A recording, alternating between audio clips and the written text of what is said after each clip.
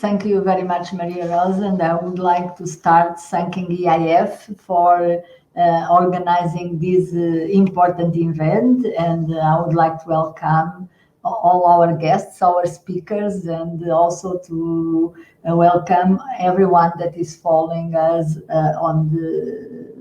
online. I would like to say that the current subject of this debate is very dear to my heart.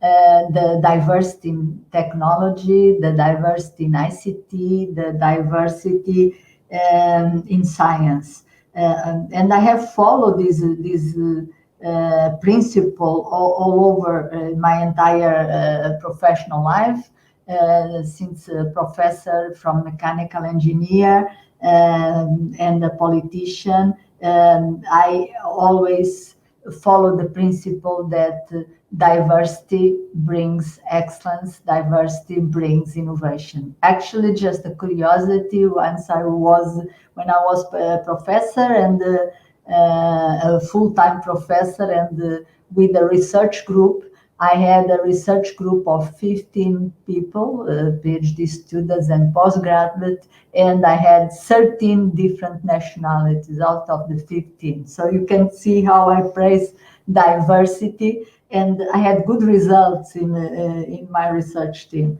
So, and actually this is a case, but there is evidence, scientific evidence that diverse teams leads to greater creativity and greater success. In addition, I would like to say that diversity is not only a question of diversity in gender, is also a diversity in age, diversity in backgrounds, geographical origins, skills, experiences. So to have engineers with artists, with more fundamental scientists, is out of this mix of different backgrounds that usually the bright ideas can, the best ideas come out. So the most classical example, and as a politician that I have been confronted with recently, is in the field of AI. And the fact that in AI we need to be especially attentive to this question of diversity, because if we are not especially attentive to this, the AI algorithms based on database that are not created with the diversity principle in mind can reproduce stereotypes and continues to be biased. And we don't want that. So there is a need to have even more in this digital world and in the AI world, to have diverse teams, to have databases that are built in a way that they represent our society. So to collect more accurate and sex disaggregate data, and apply modern machine learning debiasing techniques is a very important topic. But I would like to say that also this can be achieved if when we constitute our teams in our enterprise, in the universities, in the political world, we keep in mind that our teams should be diverse, and that helps a lot to solve these questions. And today we are celebrating, as you have said, Maria Rosa, the International Girls ICT Day. So out of all these questions of diversity, I would like to stress the gender diversity in ICT, because it's not easy to have gender diversity in ICT because we don't have enough women in ICT, and we need to solve this question. Realizing that, I have proposed last year to have an initiative report in the FAM committee, And my colleagues have accepted, and this report was done and was voted already in plenary in January, and has been very well accepted by the stakeholders and inside the parliament. My proposal for this initiative report is based on the fact that we have very low percentage of women as ICT professionals, and if we look at the students, we also have a low number, an even lower number than professions, what means that we are not increasing the situation is not improving, on the contrary. So we need to have actions to attract more women for ICT. And in this report, I have first analyzed the data. Second, I tried to analyze the causes, and we have mainly two causes. The first is that women do not choose the ICT studies as much as the men do.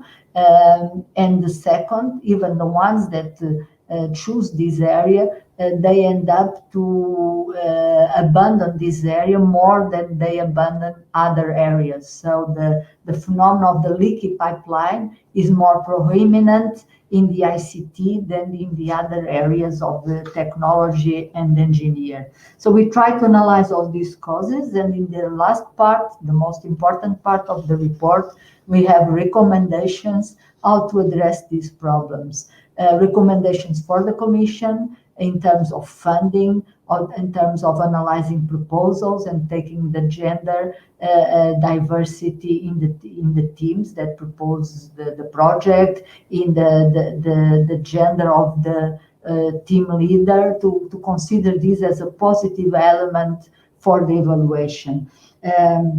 But also recommendations for the training programs that the Commission is financing, that there is specific training for ICT for girls and for women, and the Commission is already doing that, and I want to congratulate the Commission for that. For example, in the EIT, there is a big program for training girls in ICT done by the EIT KIC, the digital KIC.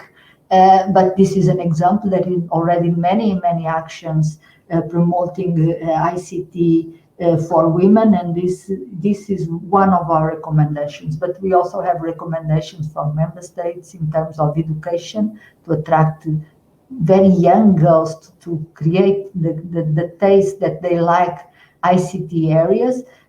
So in the education, on the employment, also that the companies promote the women and the careers in ICT for women and for the society in general. There is a big role to play in the society to show role models, for example, in the social media, in television, so that role models are shown in the news, in the real models, but also in the fiction. We know that this has a lot of influence on young girls to choose their careers. Sometimes they follow stereotypes that they see in series, in TV series, and so we really need to promote engineers, technical women that works in ICT. Unfortunately, in real life, we have already many of these women that as we can see today in this panel, and we have to promote and to make them visible so that more young girls choose this to study and to have their careers in this area. This is a question of fairness for women, because the best remunerated jobs in the future will be in this area, but it's also a question of contributing for the competitiveness and the well-being of Europe. We need more skilled people in this area, and we cannot afford not to take into consideration this huge talent that is the percentage of women in our society.